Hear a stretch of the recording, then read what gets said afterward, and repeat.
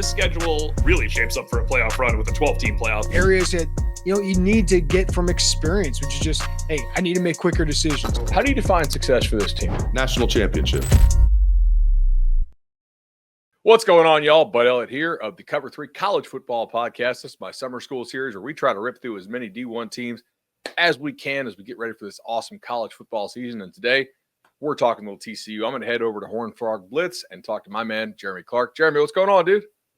Hey, spring football just ended. We got a long summer, then get right into fall camp in a little bit over a month and a half, I guess. Vibes had to be pretty high there in Fort Worth. 9-win season, kind of got back there on the right track after a bit of a rocky 2023. How are they there? I think when you watched last season, that first 6 games, 3-3, you didn't know where they were headed. But the way they responded, the final 6 games of the season, they go 5-1. Their only loss was a close loss to Baylor, 37-34, last-second field goal. They go out to the New Mexico Bowl, just completely dominate Louisiana. So you win 6 out of your last 7 games, finish on a nice little stretch there, 9-4. That was a lot better than people were expecting when the record's sitting there at 3-3. So there's a lot of optimism coming into 2025. They've got a lot of key guys coming back, a lot of depth at some really crucial positions. I think this is one of the deepest teams I've kind of been around since covering TCU.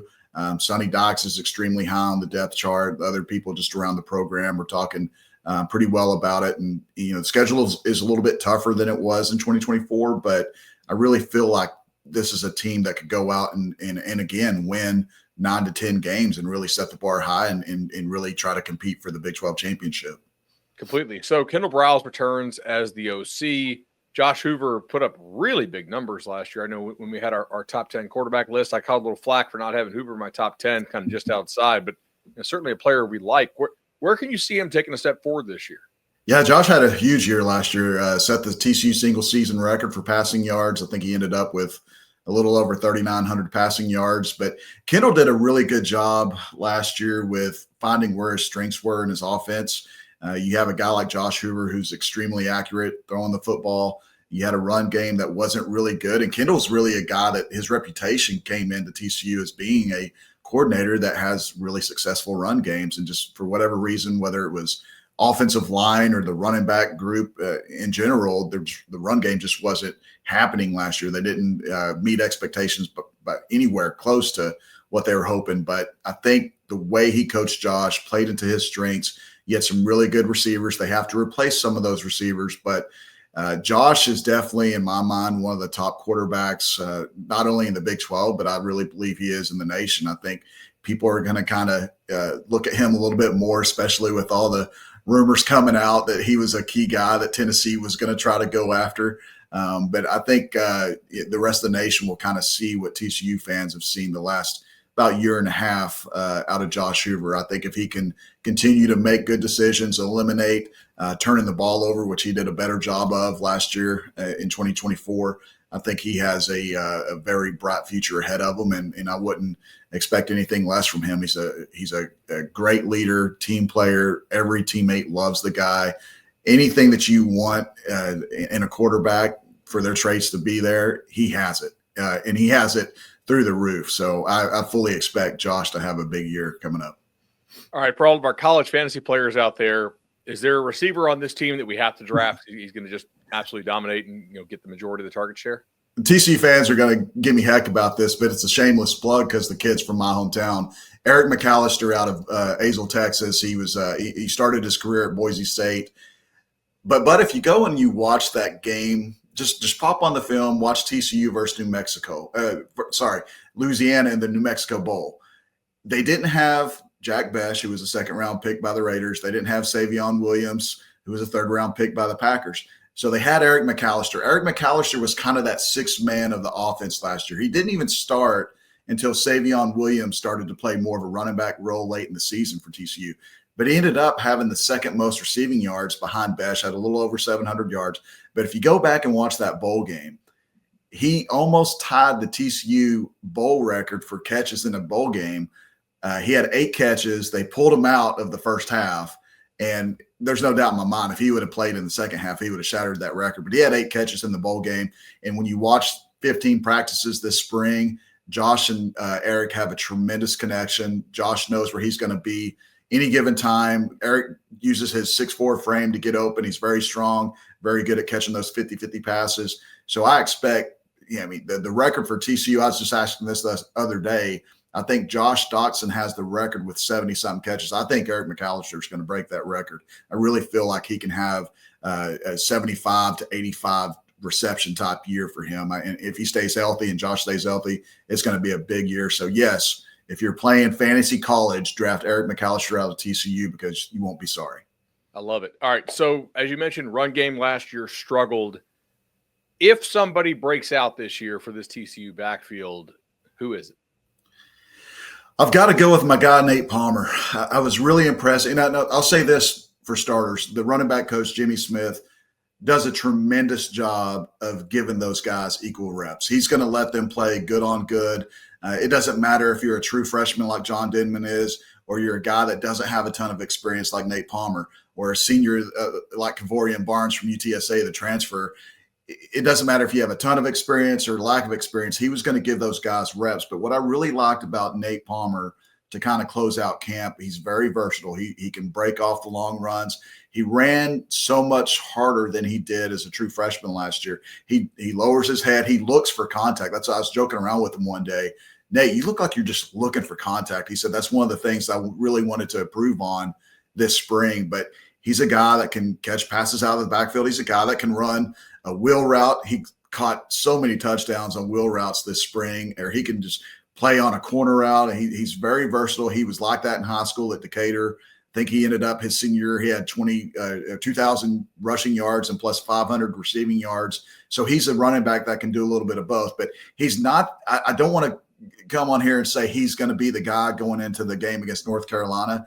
But I feel like the running back battle is still going to persist through those 15 practices of fall camp. I would look at Jeremy Payne as another guy that really came onto the scene last year as a true freshman, had a big game against Kansas, and is another game breaker. But it's a room that has a lot of athleticism. They've got great experience with Barnes from UTSA. He was nearly 1,000-yard rusher his freshman year for the Roadrunners. Trent Battle, who seems like he's been at TCU for 17 years. He's a very good leader. The whole team looks up to him. He's going to do what's ever asked of him. He's another guy that can make plays. But I would say, just based on what I saw through 15 practices, I would say it's going to be Palmer or Payne that are going to get the bulk of the carries. All right. So is there a guy on this offense who either, hey, eventually, like if he finally hits his ceiling, or maybe, on the flip side, a guy who arrives a year earlier than we're all expecting to reach his potential, who drastically changes what this offense can be? And if so, who is that guy? Well, there's a couple guys. One guy that really impressed me this spring was Dozie Ezukanma. He's a redshirt freshman, was a guy that was originally committed to Oklahoma at receiver, switched to TCU late in the recruiting process. And when I was kind of talking about Eric earlier about being that sixth man in the offense, that's kind of the word I'm getting around right now about Dozie. He had a tremendous spring, caught several big touchdown passes, was more consistent catching the football. He's an excellent route runner. He's gained a ton of weight. When I first met Dozie, I think he weighed 160 pounds soaking wet as a junior. Now he's 6'3", 195, maintained his speed and runs excellent routes. You talk to Malcolm Kelly about his receiver room. He always talks about Dozie. And I think he's one of those guys that, despite playing behind Eric, he's probably going to have an opportunity to come in there in key situations and try to utilize that speed and make big plays. But the offensive line, when you look at some of the discrepancies last year, I think one of the big changes that's going to help them is Colton Deary moving from left guard to his more natural position of center. He was a center at Maryland, played center all throughout his career in high school. And now he's going to have a chance to really make plays as a center for TCU, replacing James Brockenmeyer. So one thing I noticed tremendously through the spring camp was the run game looked more impressive than what I saw last spring. And a lot of those runs came behind Colton Deary and especially Cade Bennett, who didn't play last year after transferring from San Diego State. He was healthy this spring. You had redshirt freshman Ryan Hughes playing left tackle. They made a bulk of their big plays on that left side. And I really feel like Colton Deary did a tremendous job of getting those guys to play together. There's Carson Bruno didn't go through spring, so he was a starter at right guard last year. So that showed me something that despite you missing a key guy on the offensive line for them to have success, you got to point to the center play. And I think the center play is going to be what makes TCU a little bit different in that run game this year. Let's hit a break. On the flip side, we're going to talk a little TCU defense. When you need your sports news all the time, we've got breaking news to bring to you. CBS Sports HQ gives you a snapshot of all the sports that matter to you. When you need your sports in a snap, find it on CBS Sports HQ, streaming free anywhere you are. All right, y'all, welcome back into the Cover 3 College Football Podcast Summer School Edition. We're talking TCU with my man Jeremy Clark of Horned Frog Blitz. So Avalos last year, defensive coordinator Andy Avalos did a pretty nice turnaround job on the defense. Is this a unit that could take another step in 2025? I really think it is. I mean, I love that guy, man. He's energetic. He coaches those guys up. And you talk to any of those defensive guys, they just love playing in that defense. It lets them play to their strengths. He's running different stunts. He's running different blitzes. He lets the defense play in a way that they can create takeaways. And I think that would make any defensive player happy to play in that style of defense. And this is year two, like you said, they've learned it more. They feel more comfortable. They've got guys like Namdi Obiazor, who's coming back from linebacker. Utilize the junior college rule, bud. He got that extra year, and that was huge for them to have a guy like him coming back. And then alongside him, although they lost Johnny Hodges, they have Caleb Elarms-Orr coming back, who is one of the highly coveted linebackers out of the transfer portal last year and chose TCU over Ohio State. So they really expect big things out of him. But what I'm most impressed with right now, compared to what I saw last spring in this defense, and Andy has told us this multiple times, his defense works only as well as the defensive line plays.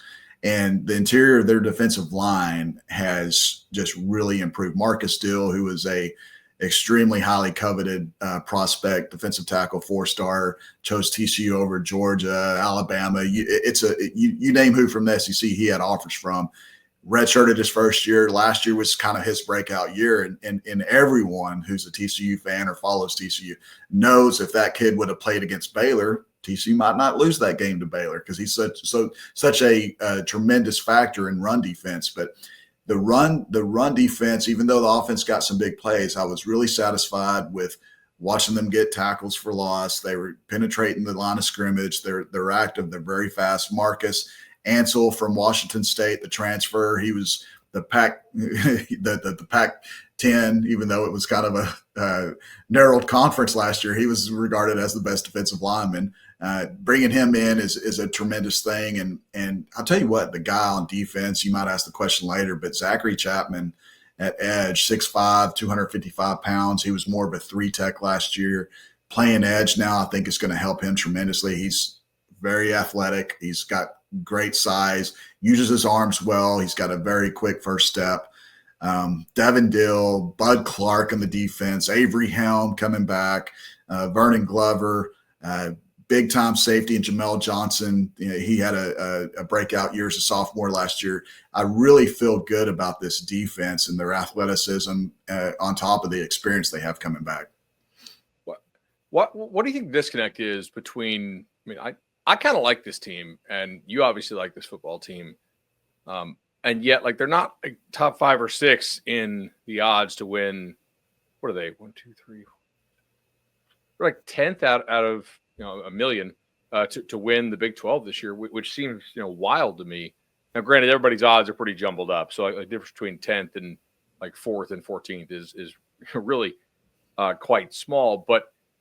Is it just the schedule that they do have difficult road trips? I mean, at Arizona State, at Kansas State, at West Virginia, which I kind of feel like is that's probably not a good team, but they still, that's a tough road trip. And then at BYU, is it just the schedule on this? I think the schedule plays a big part into it. I mean, Arizona State, they surprised everyone last year, and that just goes to show kind of where we sit with these preseason rankings last year, because I don't think anyone was talking about Arizona State or Cam Scatterboo in the preseason. The next thing you know, those are the 2 biggest stories of the Big 12 by the end of the season. But I think the road schedule is going to, you play at Kansas State, which is another highly regarded Big 12 team. you've got a situation to where TCU, for whatever reason, a lot of them felt like that schedule last year should have merited 10 to 11 wins and really have a chance to play in the Big 12 championship, which they were very close. Losing to Houston is not good on your resume. That was a very, very bad loss. Losing a 28-7 lead to UCF, which was another subpar team in the Big 12, that doesn't send a good message. So I think a lot of it is going to kind of play itself out.